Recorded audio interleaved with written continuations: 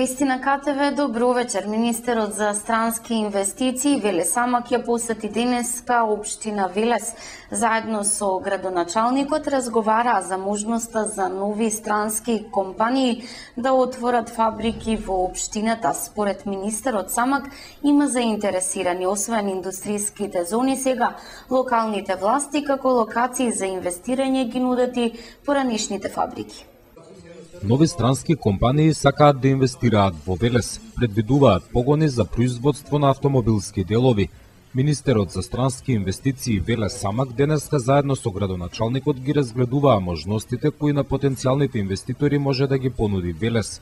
Повеќе од оние странски инвестиции кои немаат донесена одлука, имаме повеќе такви проекти и нормално секогаш е важно да сте припремени на терен пред да дојде странската фирма и тоа е моментов. Колку од нив ќе одлучат или ќе успееме да ги убедиме е друго прашање. Локалните власти се надеваат дека заинтересираните странски компании ќе одлучат Велес да биде локацијата за нивните фабрики. Повторно мапираме одредени зони, одредени можности каде што во иднина би дошол повторно некој инвеститор во општина Велес. Токму во она што го обетувавме дека основно ќе ни биде економијата, па потоа се останато. Значи ние продолжуваме со тесна соработка со владата на Република Македонија и се надеваме дека ќе можеме во текот на оваа година на оваа година и едната година да презентираме уште еден инвеститор во општина Велес. Освен индустријските зони како места за инвестирање, сега се разгледуваат и постоечките капацитети. На инвеститорите ќе им се нудат и поранешните фабрики. Моментално општината има направен план за повеќе локации за нови градби во околината на Велес, а исто времено ги гледаме и постоечките капацитети кои се поранешни фабрики кои моментално не се користат, да видиме дали нешто од тоа може да се искористи. Секогаш се спремаме да имаме алтернативни решенија за барањето на странските фирми за да сепак останат тука или во Велес или во Македонија, а не одат надвор од Македонија. Германски Маркарт веќе одлучи да инвестира во Велес. Неодамна го купи земјиштето на кое ќе ја гради фабриката за електронски делови во автомобили. Предвидено е да се вработат 600 луѓе. Финансиска поддршка за работодавците кои ќе вработуваат лица на возраст од 50 до 59 години, млади до 29 години, долгорочно невработени и лица со статус на деца без родители.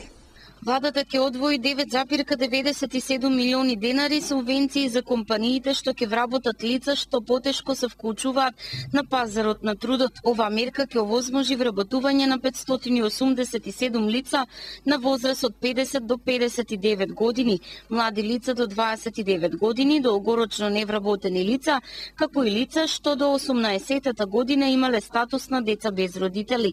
За годинава обезбедена е финансиска поддршка за вработување на 587 евидентирани невработени лица, што се активни баратели на работа, а потешко се вклучуваат на пазарот на трудот. Од нив 80 на лица се од ранливите групи и спаѓаат во жртви на семејно насилство, деца без родители и родителска грижа, бездомни лица, поранешни корисници на дрога, родители на деца на улица, самоохрани родители, жртви на трговија со луѓе, информираат од Министерството за труд и социјала. Финансиската поддршка за вработување на невработените лица од ранливите групи изнесува 17.000 денари по лице месечно, од кои 3.000 денари по лице ги задржува работодавецот како надомест за направените трошоци за подготовка на лицето во работниот процес. За секое вработено лице се исплаќа бруто плата во износ од 13.000 денари месечно за период од 6 месеци. Работодавецот има оврска лицето да го задржи на работа најмалку уште 12 месеци или на негово место да вработи друго невработено лице од евиденцијата на невработени лица, при што приоритет ќе имаат лицата од истата целна група, појаснуваат надлежните. Секој работодавец што има вработено до 10 работници има право на субвенција за вработување најмногу до 2 лица. Компаниите што имаат до 50 вработени ќе имаат право на субвенција до 5 вработувања, а оние над 50 ќе може да вработат до 10 невработени лица. Директорот на Агенцијата за вработување Владко Поповски истакнува дека во изминатите години се постигнати 4668 вработувања на граѓани од овие категории. Според податоците на агенцијата, во моментот активно бараат работа 96.685 лица. Започна нагло да се зголемува бројот на заболени од грип во Кавадарци и во земјава. Споредено со минатата година, во овој период во Кавадарци бројот на заболени е 5 пати поголем. За само една недела од грип се разболеле 1385 луѓе, што е повеќе од двојно во споредба со претходната недела и истиот период лани, соопштија од Институтот за јавно здравје. Судејќи по ова се поставува прашање дали ни се заканува епидемија на грип. Оваа бројка на ново заболени е двојно поголема во споредба со претходната недела, кога беа регистрирани 594 луѓе болни од грип, како и од истата недела лани. Од Институтот забележуваат дека во споредба со 2013 година вирусот е 2 пати повеќе агресивен од лани, односно годинава во првите 3 недели има 85% повеќе болни во споредба со истиот период минатата година. Од почетокот на сезоната досега вкупно има 3328 болни, што е за околу 90% повеќе од овој период минатата сезона, кога имало само 1027 болни. Нагло зголемување на бројот на заболени од грип последната недела има и во Кавадарци, информира денеска од Центарот за јавно здравје. Минатата недела се евидентирани 150 нови заболени од грип, со што вкупниот број на грипозни достигна 235 лица.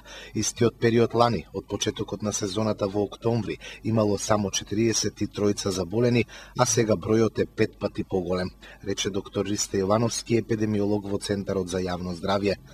Лекарите и епидемиолозите укажуваат дека реалниот број на грипозни во државата е далеку поголем од оние кои се официјално регистрирани.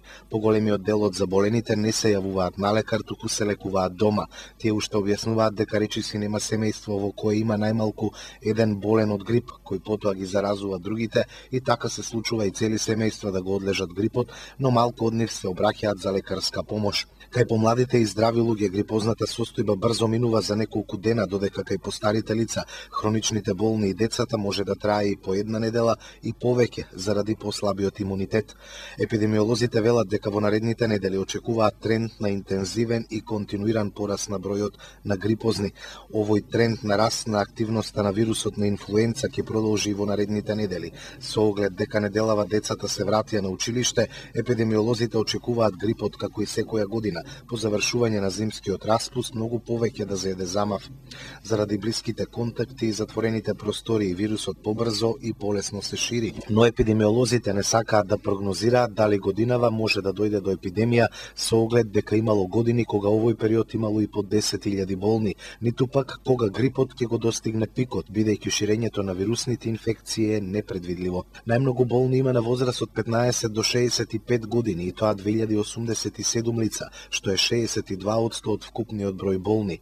Најмногу на удар на грипот и натаму се децата до 4 годишна возраст, каде има 408 болни деца, или тоа е стапка на ширење на инфекцијата од 35 случаи на 10.000 деца. Од почетокот на сезоната во вирусолошката лабораторија на Институтот се анализирани вкупно 48 брисеви, од кои 19 или 39,6% биле позитивни на вирусот на грип. Во државата циркулира вирусот на инфлуенца тип А, при што се бележи доминација на двата негови подтипови AH1 и AH3N2.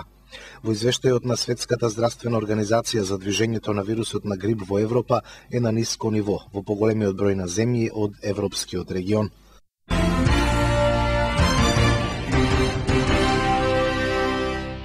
Од овој викенд Министерството за здравство започнува со задолжителни и бесплатни обуки за матичните лекари.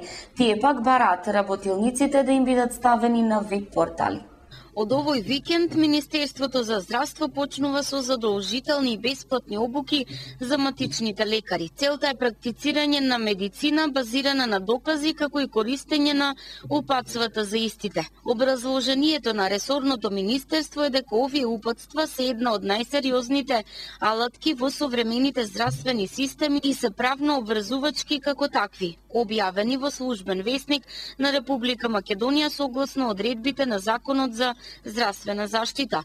Општо прифатен факт е дека со користењето на овие упатства се штитат здравствените работници, аргументирано се намалува притисокот за исполнувањето на желбите на поединците кои не се во согласност со научните докази и се намалува можноста за лекарска грешка од една страна, а пациентите добиваат повисоко ниво на здравствени услуги и се зголемува нивното задоволство од друга страна. Токму заради тоа, Министерството за здравство започнува со организирање на бесплатни обуки низ целата држава. Ги информираат лекарите дека присуството на обуката е задолжително. Секоја обука ќе биде проследена со тест за утврдување на здобиените знаења, евиденција за присутност. Исто така, обуките ќе бидат акредитирани од страна на Лекарската комора на Македонија за да ги користат при обновувањето на лиценците за работа. Оваа новина на Министерството не најдена воодушевување кај матичните лекари, како што информираат од Сдруженијето на приватни лекари на Република Македонија. Денеска имале средба во Министерството за здравство, каде ги посочиле нивните забелешки и несогласувања, како што стои во информацијата објавена на сајтот на Сдруженијето на приватни лекари на Република Македонија. Сите координатори од градовите реагираа на новината за одржување на работилници во викенди, а нивните проблеми и забелешки се следните. Секоја сабота имале организирано работилници во договор со Фондот за здравствено осигурување на Македонија. Специјалистите по семејна медицина веќе полагале за медицина базирана на докази. Има специјализиранти по семејна медицина кои сите викенди имаат турнуси на клиника задолжителни. Поголем број од лекарите ќе треба да патуваат многу викенди и ќе треба да плаќаат за превозот. Докторите дежураат во сабота или си работат во своите амбуланти.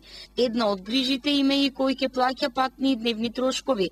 Затоа бараат медиумска кампања од Министерството за здравство, целна група пациенти да се информираат дека ќе се работи по медицина базирана на докази и за крај бараат работилниците да бидат ставени на некој веб портал на кој ќе можат да ги читаат и полагаат. На 30 овој месец закажана првата доброволна крводарителска акција за годинава. Целна група е граѓанството. Акцијата ќе се одржи во Општинското собрание. На 30 овој месец е закажана првата доброволна крводарителска акција за годинава. Целна група е граѓанството. Акцијата ќе се одржи во Општинското собрание. Ова е традиционална акција во собранието која неколку години поред го најавува крводарителството во новата година, вели Розилова, секретар на Кавадаречкиот Црвен крст. Од неа дознаваме дека акцијата ќе биде реализирана во период од 9 до 15 часот, а ќе ја спроведува екипа на службата за трансфузиона медицина. Право да дарува крв ќе има секој граѓанин кој ќе посака да им помогне на болните и ранетите, но годинава на оваа прва доброволна крводарителска акција бесплатно на сите кои ќе даруваат крв ќе им биде изработена и целосна биохемиска анализа, информира Илова. 30 на доброволно дарувани единици крв се реалните очекувања, но неретко предвидувањата на организаторот и интересот на крводарителите знае да го надмине со плюс 10 на броја. Инаку во полето на крводарувањето Кавадаречкиот Црвен крст 2013 година ја заокружи со вкупно 1855 дарувани единици крв. Бројка што значи годишно остварување со 150% и статистика која покажува континуирано надминување на годишно планираните дарувани единици крв.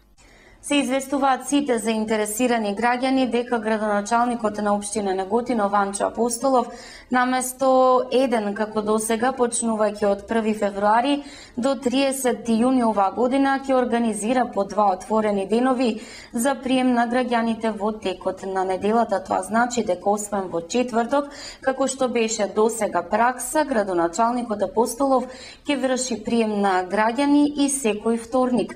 Граѓаните кои се со намера да остварат средба со градоначалникот треба благовремено да се најават во пријавницата на влезот во зградата на општина Неготино.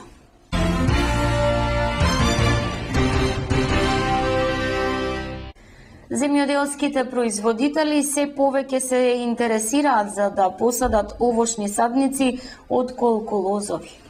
Праските го бркаат грозијето од нивите. Самостојниот референт од работната единица на Агенцијата за потекнување на развојот во земјоделството во Кавадарци, Лазе Стамаџиев, потврдува дека земјоделците кои доаѓаат по совети во нивната служба се повеќе се заинтересирани на нивите да посадат праски наместо грозје. Едногодишни насади се заменуваат со праскови дрвца, а неретко се крчат лозови насади за на нивно место да се посадат овошни садници.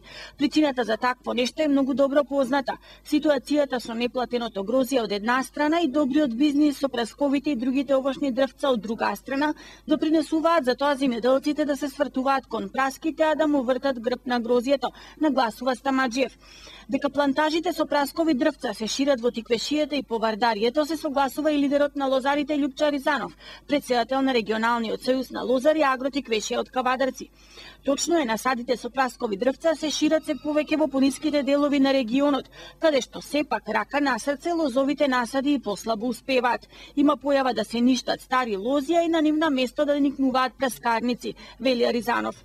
Земјоделците со кои разговаравме се децидни дека остануваат верни на земјоделството како извор на нивната екзистенција, но мораат да се преориентираат спрема пазарната економија во земјоделскиот сектор и да ги произведуваат оние земјоделски производи кои се најисплатливи за нив.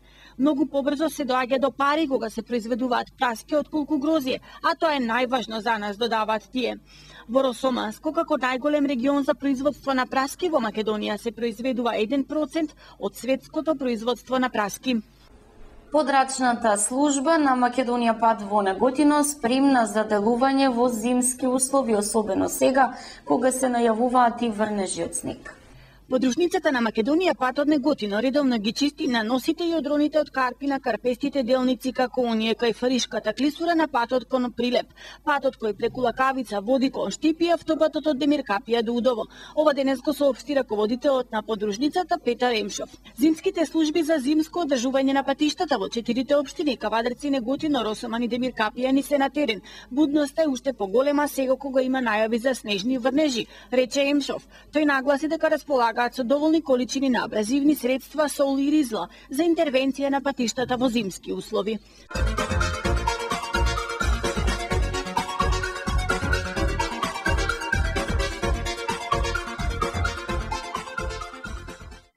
Времето утре ќе биде облачно со врнежи од дожд, на планините над 1000 метри надморска височина со врнежи од снег. Во текот на вечерните часови и во текот на ноќта снежната граница ќе се спушта на 400 метри надморска височина, па така и во пониските предели врнежите од дожд ќе преминуваат во врнежи од снег. Утринската температура ќе биде во опаѓање и ќе се движи од -1 до 6 степени, а дневната од 2 до 9 степен. Гледавте вести, имајте пријатна вечер.